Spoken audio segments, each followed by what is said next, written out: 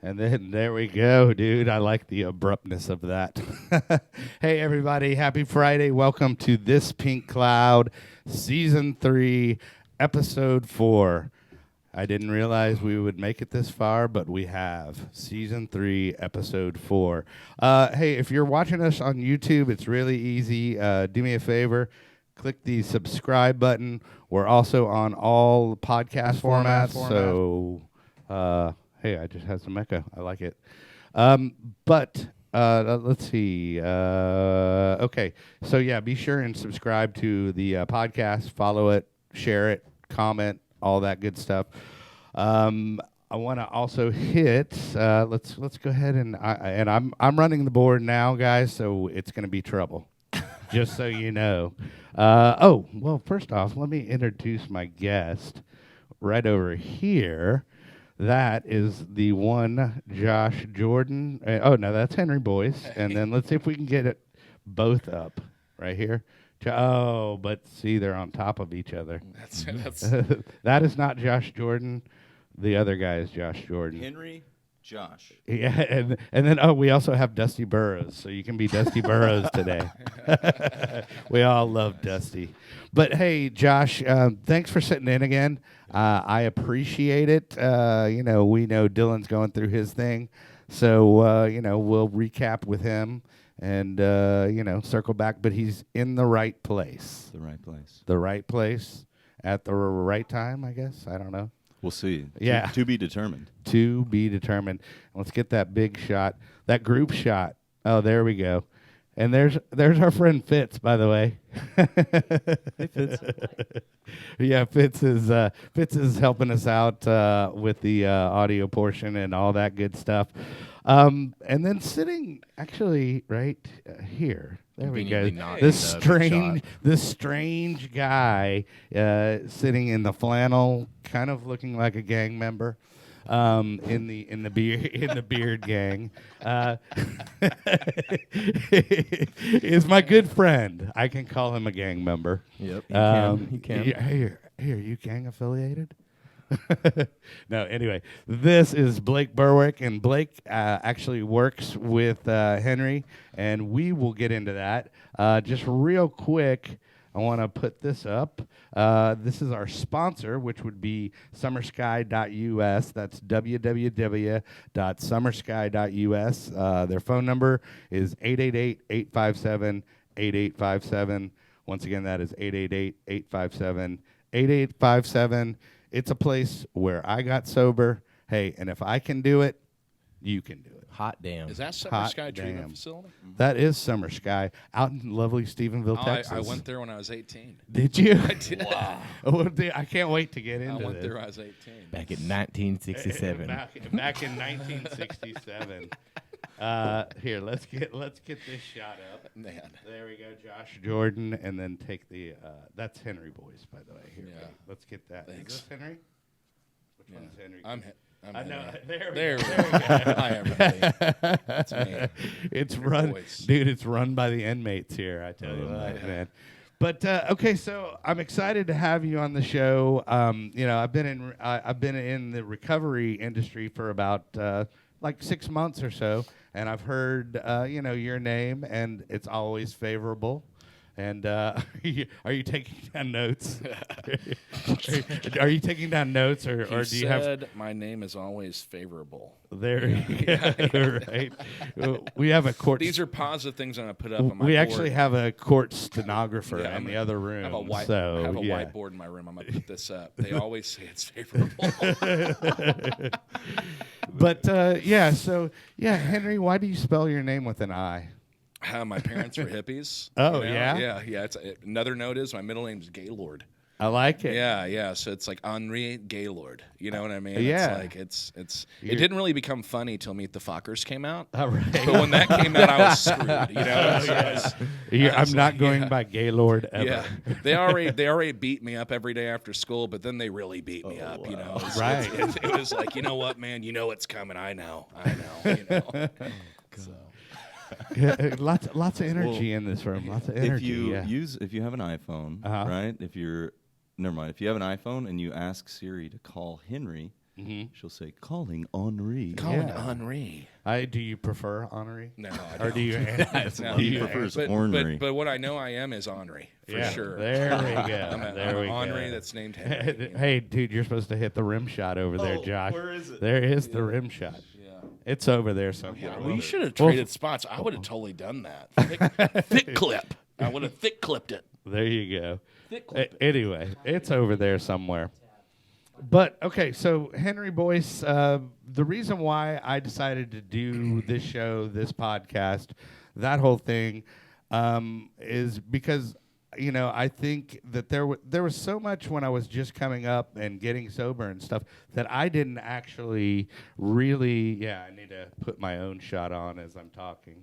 But, I didn't really know that, half of this stuff existed. I'm like, obviously from the rooms, the 12-step, that's the first one that everybody pretty much knows or uses as an asset. But then there's like recovery coaching and all this stuff, and then sober livings. And there's a whole recovery thing that's going on that not necessarily everybody knows, but you happen to be, and I would say quite successful, but at recovery coaching. So you have your own recovery practice, correct? Yeah. So we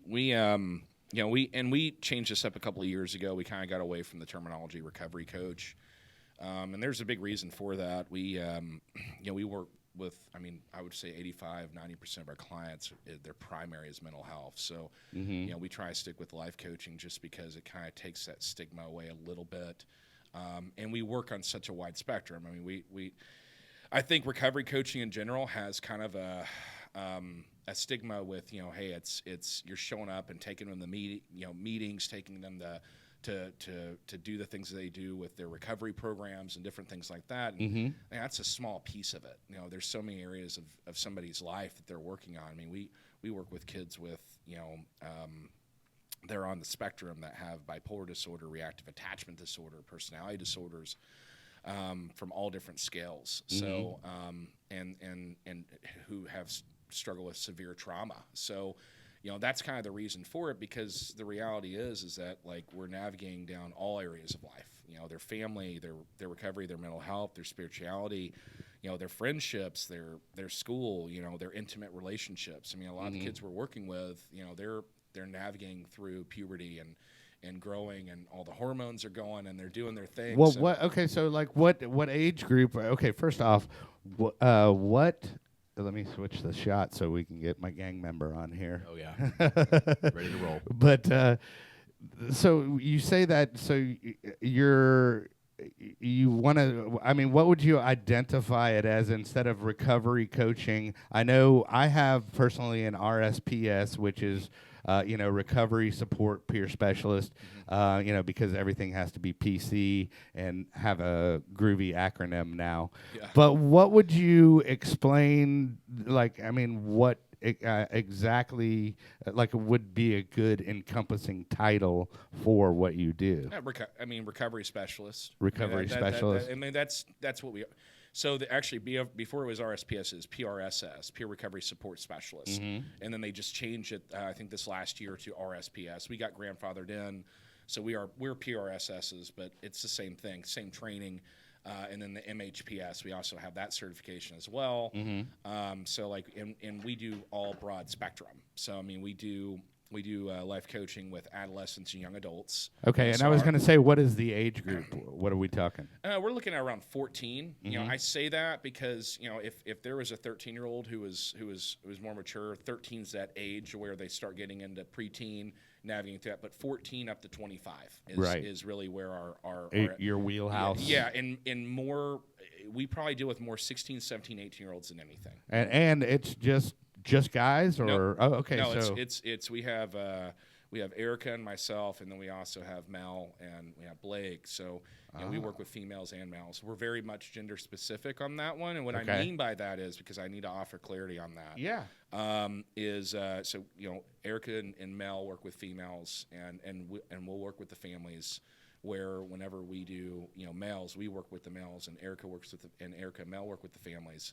Because we do case management for families as well. Okay, yeah, and that's an important thing. I mean, and that's an important part of the puzzle. And I like that you, you actually brought that up, is because, a lot of people in the family, they go, oh, okay, well, they have the problem. They're my son or my daughter, they have the problem, and what they don't realize is that it doesn't mean you can't be involved in that person's recovery or be an important component and actually know what's going on as far as that's concerned. Yeah, 100%. I do want to add one more thing to that, the gender specific, because gender identity is such a big thing now. Right. It's always been a big thing, but it's really I feel like the last couple of years it's really spiked as far as adolescents struggling with who they are. Right. And so we're also very sensitive to that. Anybody who's wanting to get in this field, I would. There's a training, CCMI training, which the point is the training. They do a really good job on like a cultural weekend. Yeah, and like cultural awareness 100%, and stuff like that. So important. Yeah, right? I mean, it's cool that Josh liked Barbies growing up. So I mean, there's no problem. I with did that. too. Yeah, exactly. 100%. And so, but in saying that, it's like if I have someone who is biologically a male, but they identify as a female, and they felt more comfortable working with Erica or Mel, we would be sensitive to that. You would, 100%. You would accommodate that. 100%. Well, okay, so this guy that's sitting next to me, Blake Berwick, I've actually known him through a place we work. We worked at simultaneously, and he's just one of those. I don't know, one of those guys that you're just kind of drawn to, kind of like a strong personality or somebody that the younger guys look up to. Blake 100%. Berwick. I'm glad you're on the show, dude. I'm glad you surprised us and showed up today. Yeah, that's my style. Just pop up uninvited. Oh, yeah, we'll get a mic for you. No problem, dude. There's extra ones. But why don't you tell, because, and I don't know if we're HIPAA, but, I'm sure you're down to share. Did you actually work with Henri, and is that how, you forged this relationship? Or tell us a little bit of your story. Are you saying as did Henri, was he my life coach? Yeah. So no, I actually met Henri through some of the guys he worked with. I happened to be two of their sponsors, so I was going through that, and I met Henri, and then we ended up going on a trip and camping trip, and we got close. We got connected. We built a relationship, and I kind of stood on the outside, and I saw how he operated, and I saw what he did, and I fell in love with the process. I saw what he was doing made a difference, and I was like, man, I want to be a part of that. And took a couple months, almost a year, to be around there of us both seeing each other and building that relationship to where I got to the point now where I get to work with Henri and got to do what he does that I fell in love with, kind of watching from a third-party perspective. Right. Okay, I like that. And just so everybody knows, I'm going to identify as an alcoholic because I do. And, I know you had a DOC. I don't know if you'd like to share I'm a heroin that. addict. Yeah. So I see this guy, and then hold on, let's pan over to the other side of the room. Shout out Heroin Josh. Heroin Josh. Yeah, and what was your DOC? If I had to pile it, more. That's what I. But if I really came down to meth and alcohol. Okay. At the end, my last 6 years of drinking and using was meth and alcohol. Man. Right. Well, and I always do the. I was like a cocaine, but mostly alcohol, and it was cocaine, so I could drink more alcohol. Yeah. And I'm sure that was kind of the same thing for the meth, right? Very committed alcoholic. Yeah, exactly. I want to drink better. I want to be more successful at intaking more alcohol, so I need to stay awake. 100%. I've got a story. I want to tell the origin story of the Henri Boyce, Josh Jordan bromance. Okay, let's hear We're, it, dude. 4 years running, 5 years running 5 now. years, yeah. And so I had opened these sober living houses, Cardinal House, and Henry got sober before me, and I'm seeing this, guy in his camo hoodie at the local meeting, and he's yelling about finding God or dying, and not literally, he wasn't one of those, but he was outspoken, and like something powerful had happened in his life, and everybody listened when he spoke, and that continues to be the case. But so I'm starting to work in the field, right, outside of this kind of for fun and free recovery community.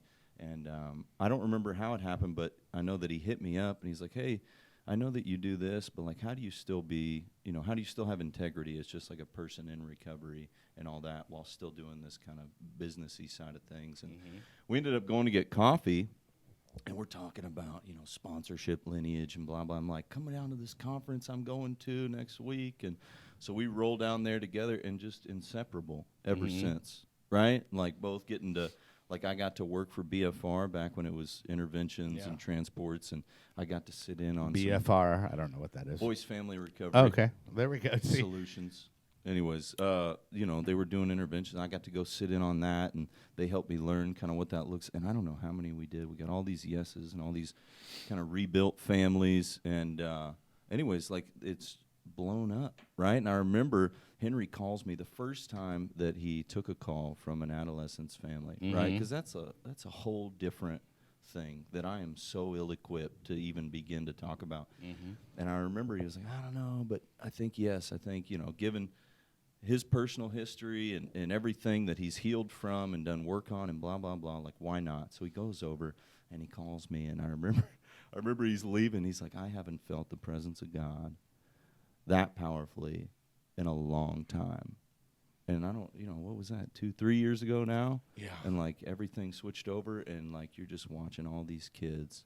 And I think like I had the same stigma around coaching and like paid sponsorship. And like, dude, if that's not the biggest crock of shit, excuse my language, because what I failed to consider at the time when I had that thinking was there's a phrase called raising the bottom, right? Like if you can get families involved, if you have an alcoholic mind, as it's described in 12-step recovery, there's no such thing as rock bottom. You will continue to lower your standards until you're dead, period. Right. Like that, you either have this illness and that's what it looks like or not, and that's okay. But if you can get a family on board, and even an individual, like really realistically looking at their circumstances, you don't have to wait until they're living on a street corner or under a bridge and they're, they got diseases and criminal you don't have to wait for that. If you can get with somebody who can help you navigate through all that and raise the bottom to meet that individual where they're at, sure, great change can start there. Yeah. And you don't have to be in a life-threatening situation to do that. And so it's just wild to watch this blow up. That was beautiful, dude. I've got a single tear this going is what down they're my doing, face. dude. It's powerful stuff. No, and I love it. Okay, so just like softball question, but what made you want to start, like, I guess, a counseling? Okay, I want to get this correct. What do you consider yourself? Not a recovery coach, recovery solution. Yeah, so we're peer recovery support specialists. So, So okay. As far as the state of Texas is concerned, Right. that's what we are. Okay, so what made you want to get in? Because I know there's a lot of people like me. I'm like, I want to go in. I want to give back. I want to try to help people navigate the maze. I want people, to know certain things and that I know that I can impart to them to help them. So what made you want to start, and then what would you recommend? I mean, and how did you start? Because I mean, really, it's kind of a tricky thing. Like, you don't just open up and then all of a sudden have a practice. It's definitely probably some growth pains. So let's get into that. It'd be cool if it was like that. Yeah, dude. I just opened up and I gave myself a job. So Eric and I moved back to the Metroplex around 2016. And no, actually sooner than that, I think. No, it was 16. 15. Sorry. Anyway, we and when we moved back, we knew we felt that God was calling us to do something. I worked in the swimming pool industry from like 17 to like I mean, honestly, I still had some ties with another business a couple of years ago. So I just really got completely out a couple of years ago, because when you're building a business, it's not what it sounds like it is. Oh right? yeah. You know, No, it sounds like fun. you know, It sounds like, well, it's just like it's the same thing. It's the same thing with the podcast. It's like, oh, it sounds fun, but then there's this whole technical aspect to it, and then there's all this work and actually lining up guests and stuff like that. So I can only imagine how did it start for you? I mean, did you just start like coaching one guy? And No. Like I said, we have 4 kids. I mean, we had to support. Obviously, I need to continue to put food on the table. Right. So I was working. There was a summer that there was a guy working with me who was just kind of a helper throughout the summer. Really nice guy. He was actually, him and his young wife and his son were a little boy was getting prepared to do missionary work out in Haiti. And so this is like a job to kind of keep ends meet. And he knew my story, because I've always been really, really open with that. I've always, when I got sober, I knew that, like, I've always been, that's just part of who I am. And, he showed up to work one day and he asked me for help. He said, look, man, my mother-in-law has been using pills for 20 years. We really need some help. And obviously we didn't charge me. I was straight up with it. I was like, look, I've talked to families. I've been doing this for a little bit. This will be the first time we've done anything like this, so we'll help the best we can. Right. And are you talking like intervention? Yeah, it was an intervention. Okay. And Eric and I did it, and we did pre-intervention. We talked to some people to kind of get the idea. We did a pre-intervention with them, and then we did intervention. It took 5 hours. And this did you have like kind of an intervention training as well, or at this moment? Yeah. No. Okay. Yeah. No. I saw it on TV. It was purely. I saw it on TV before. And I want to be clear. We didn't charge them anything. Sure. Right? We were like, hey, we're willing to help. Right. And we got the basis down, and we sat down with this family. And we brought God into it. That's what we knew we needed. And we brought God into it. And it spent 5 hours. And so this is the neat part of the story. Okay. They had 10 siblings from the ages of 10 all the way up to like 28 years old. And I don't know if you guys, how God works, right? But like for me, it's always in pieces, right? Like I don't always get to see the whole picture, and thank God for it. Right. Right. And so like at that moment, I knew that the kids had a significance, but I didn't know the whole deal. The mom went to treatment, which was, and me and Eric were like, we were like, this is what God's calling us to do. And we got really lucky because, we started talking to people, and we had about 3 different people tell us, like, you need to get into some training. So we did trainings like IRI, International Recovery Institute. We did the ARISE training, which is a clinical intervention model. We got into doing the PRSS training, through the state, because we knew we need to get certified so we can get liability insurance through NADAC, different things like that, because we need to start. So we got the LLC going. NADAC. Okay, I'm remembering that. Yeah. Insurance is always because you'll have to put your number. You'll need to put your number on there for your certification, so they can and to bill Medicaid, right? No, that's not. No? That's not it at all. Oh, okay. That's not about insurance. Oh, okay. So, gotcha. No, it's so you can have liability insurance, because if you're transporting a kid, and you've said, hey, I can make sure he gets there safely, or you're working with somebody, and you say you're liable. They're in your care. You're liable. So having liability insurance to protect yourself from the things that can happen in this industry are very important. Right. Has nothing to do with billing Medicaid. Sure. They've been talking about Medicaid billing for years. It should be done.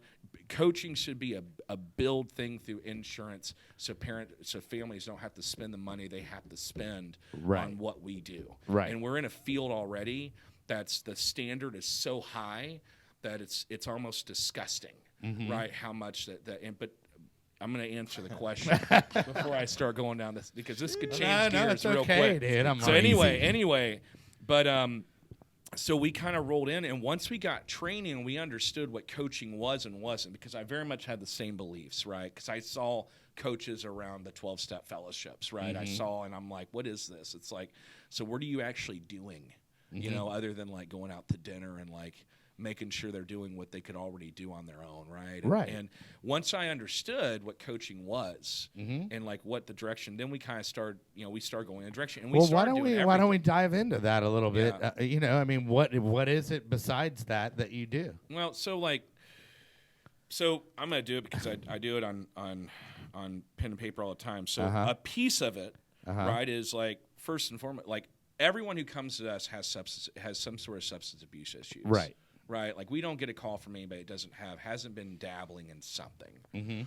Right. We assess the situation to see what that dabbling looks like. If I get a call from a mom and they're like, little Jimmy's been smoking pot, right? And I'm going down he took the pot, twice. Yeah, he took it twice, and I'm going down the list, and this kid's not really having other issues. Right, like the answer isn't, well, you need to send him the 90 days of treatment, and we need to do this, and we need to get. He needs to go hard, dude. You know what I mean? Right. But when we start assessing situations, and there's a kid that's obviously trying to self-medicate, trying to change what's going on, like there's a darkness to him, like there's a change, right? Like where he's trying to alter his reality on a regular basis. 100%, right? That's where we start assessing the level of care needed. So part of our job is to assess a level of care. Do they need to go to treatment? Do they need to get do they need to start with maybe a process of coaching with some therapy involved? Where's the willingness standard on that? How far down the scale has this kid gone? Right. Because I'll tell you this about adolescence. Okay. You take a kid who's been smoking some pot and vaping, and you put them in 90 days of treatment, they're going to come out of that treatment facility fully armed. With what it looks like to smoke crack and shoot meth and shoot heroin and all these other things. They are way more informed than they ever needed to be. Oh yeah. When they weren't even at a spot yet where they needed even to go there yet. Sure. Right. So being able to kind of look at the levels of care and know the options. So knowing places like Cardinal House and Brazos and Chapter House and all these other places and know what they do, what level of care they offer.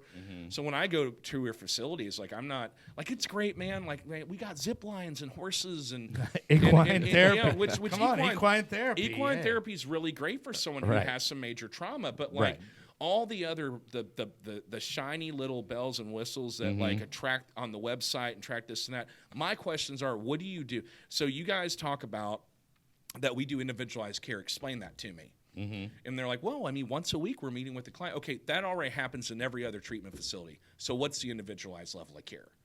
Well, we have them maybe meet twice a week. Okay, so that's if they go on the mental health track as a primary. So what's I want to know what the individualized care, I want to know what the treatment center, what they're actually doing, what work is being done here. Right. You know what I mean? Well, and you want to make sure that if they need that level of care, that care actually level of care fits for them. 100%, right. And so it's not like one shoe fits all. There's a facility called Recovery Unplugged, right? I'll be honest, when I first heard about this facility, I'm like, oh, recovery with music, that sounds really cool. You know what I mean? I met a girl when I was at a vape shop in Austin, Texas. Oh, okay, that's already good. Right. Well, no, she was working, she was behind the counter, she was checking us out. And she got sober at Recovery Unplugged. She was a young artist who got sober at Recovery Unplugged and been sober for 2.5 years. Recovery Unplugged changed her life, helped her fall in love with music again, right? Brazos is a phenomenal program. It is a phenomenal 12-step, clinically immersed. They do a lot of trauma work there along with that 12-step immersion. It is a great program. I know a lot of men who've come out of their program and like they are armed with the facts about who they are and ready to take on the world. I've met the Brazos boys. Yeah. You know what I mean? They're big on that. Hey, I'm a Brazo boy. I know what's going on. Oh yeah, there, no. There's definitely I notice there's a fraternity there for sure. Right. For sure, but something that you brought up is the whole addressing the trauma because in the majority of cases, there is trauma that's causing that individual to want to escape their reality, or that they're not comfortable in their own skin.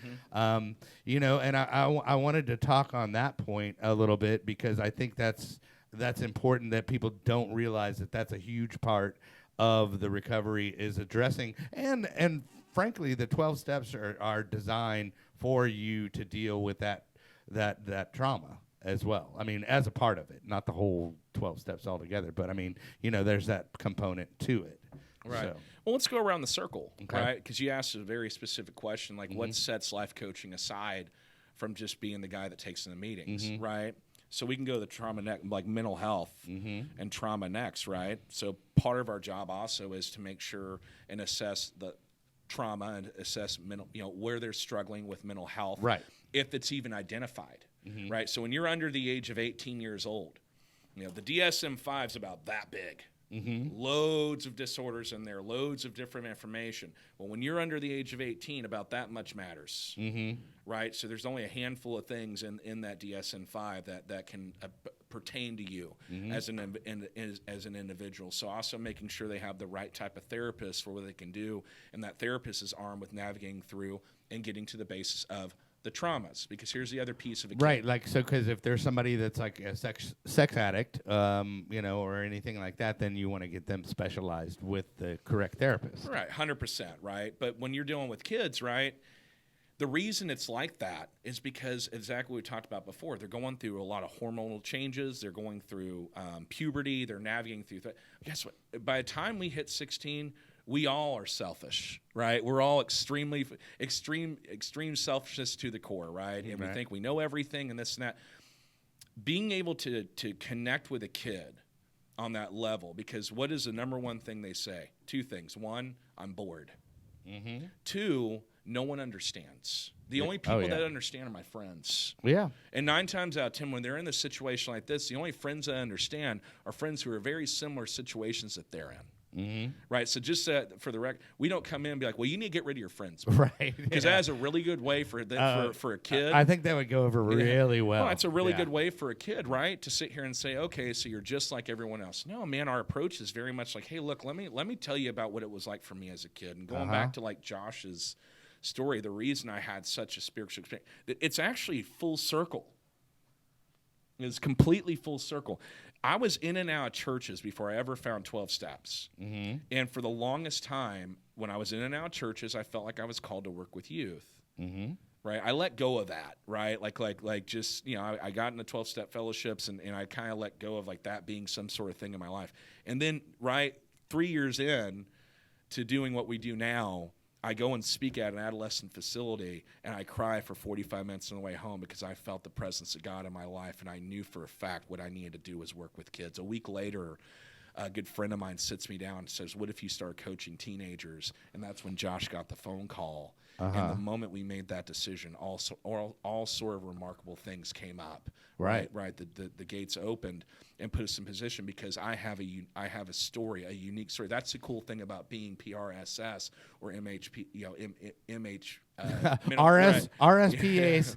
I'll get it right. RSPS and MHPS. Yeah, MHPS. Yeah. Is because, part of my story is severe trauma. I grew up in a home where alcoholism was prevalent. I'm an adult child of an alcoholic. Trauma, sexual abuse, emotional abuse, physical abuse. I mean, all these things were happening. So by the time I hit, 14, 15, 16, 17 years old, I'm all over the place. I get asked this question a lot. Do you think if you had a coach in your life when you were at that age, something would have been different? I actually came up with an answer that I think is completely valid, and I don't know if I would have changed, but what I do know is that I wanted connection, and I would have connected with somebody.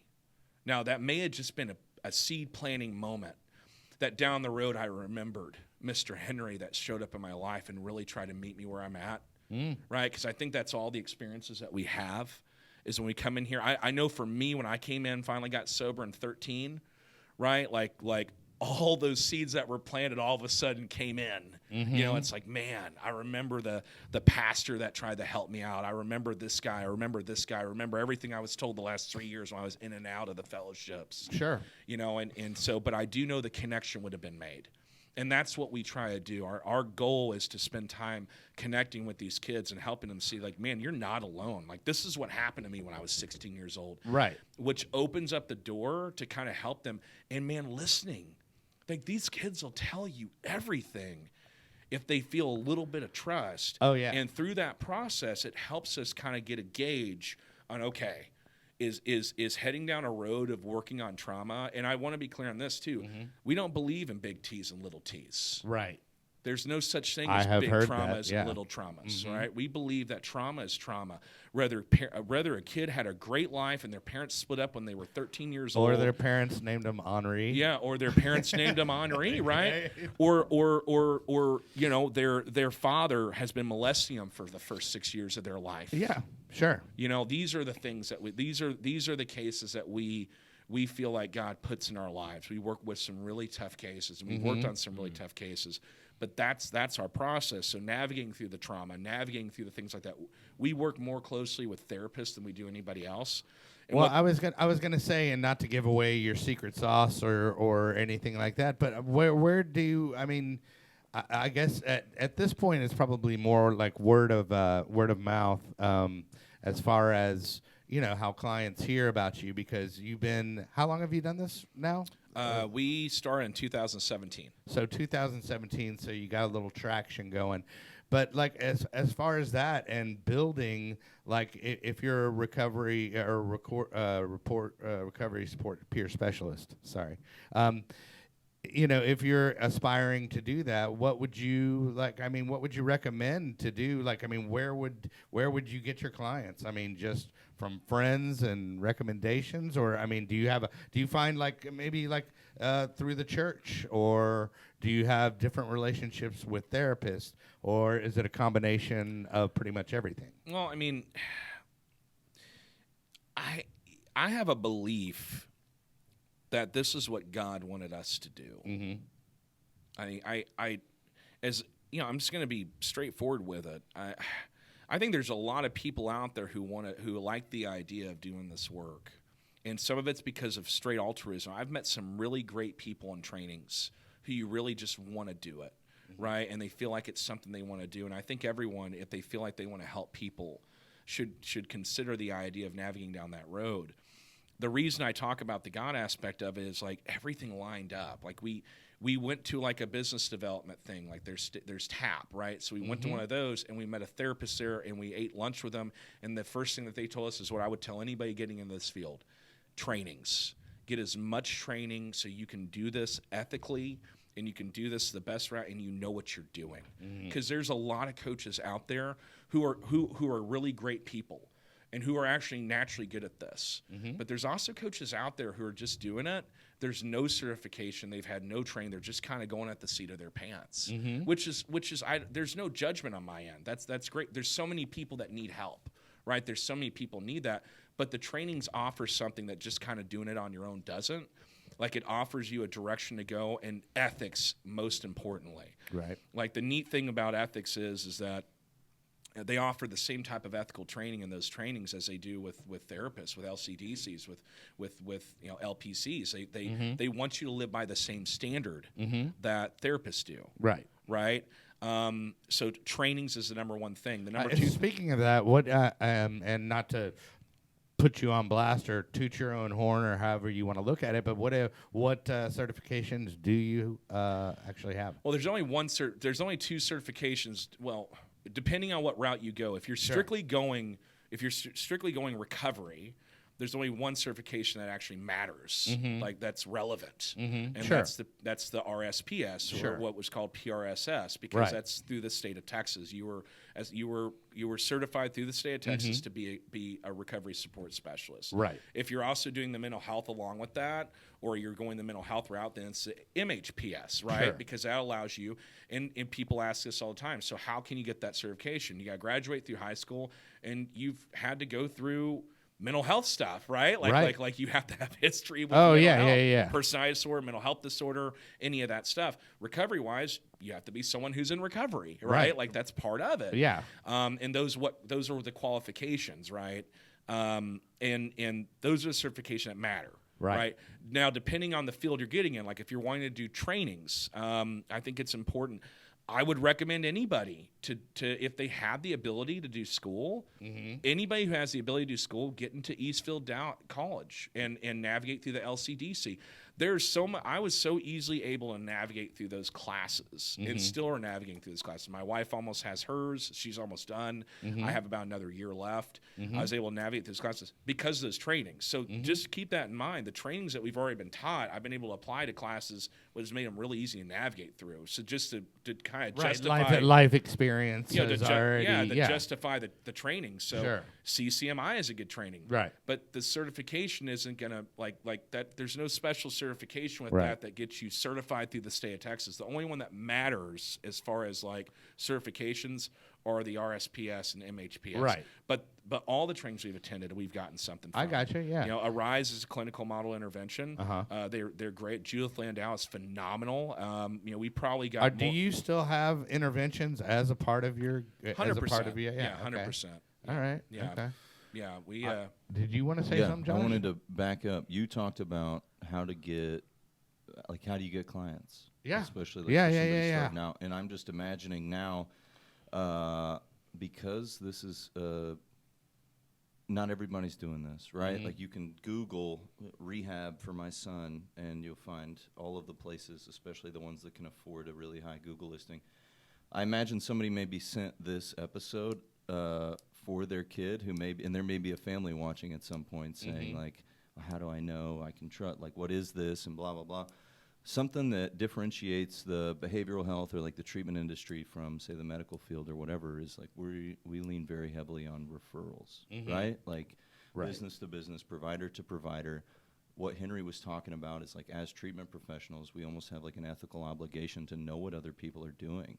Because yes, there are places that can be all things to all people, and whatever you're struggling with, somebody read about it in a book in college and you can talk to them and we'll bill your insurance to do that. But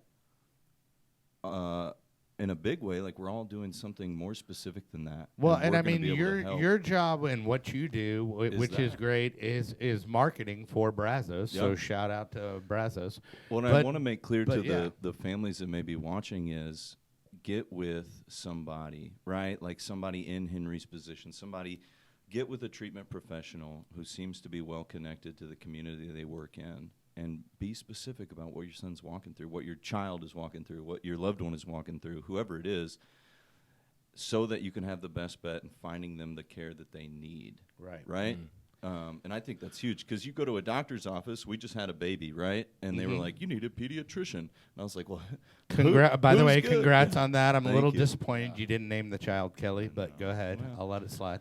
And we were like, well, because I know about, referrals and blah, I was like, well, can we get a list of, Yeah, you good do. pediatricians? They're like, well, we don't have that, but I'll Google some that are nearby. Right. It's like, well, I don't just want the guy who's closest to the house. I want someone who's going to take care of my son. I'm not a place to eat. Right? I'm Like, not looking it's- for a place to eat. Exactly. And so, like, that sets us apart. And, like, we have an ethical and, like, obligation to maintain integrity Right. around what we do and what we're trying Well, to get and done. real quick, I wanted to get Mr. Berwick involved in this situation, and you were talking about youth and recovery. Why don't you tell them a little bit like of your story, and then how?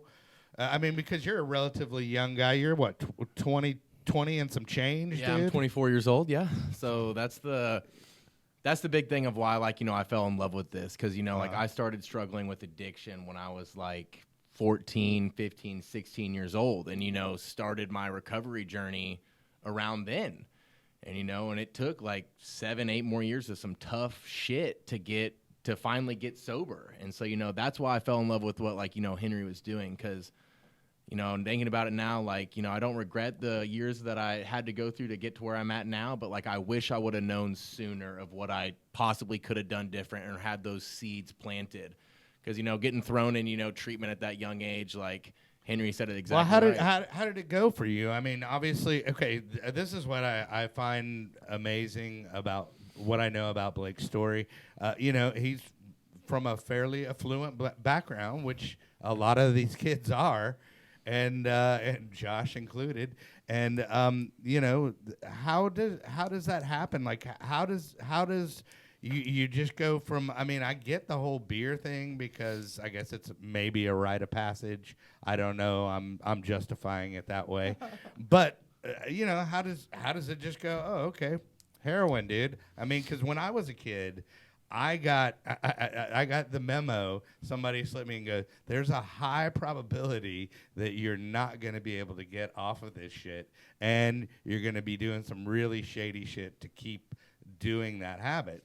So, like, I mean, how does an affluent young boy from Oklahoma Oh, get not from to- Oklahoma, Kelly. Where are you from, dude? So that's the thing. I grew up in Southlake, Texas. Well, you're an So, OU yeah. fan, so I always identify you Yeah, with that. that's fair. With So, our yeah, back, like, with you our know, backyard. I grew up like, you know, with like, you know, I had everything like, you know, I needed and like basically what I wanted. So like that's always the funny thing like to think about now. It's like I didn't have many, you know, it's not like my childhood was hard.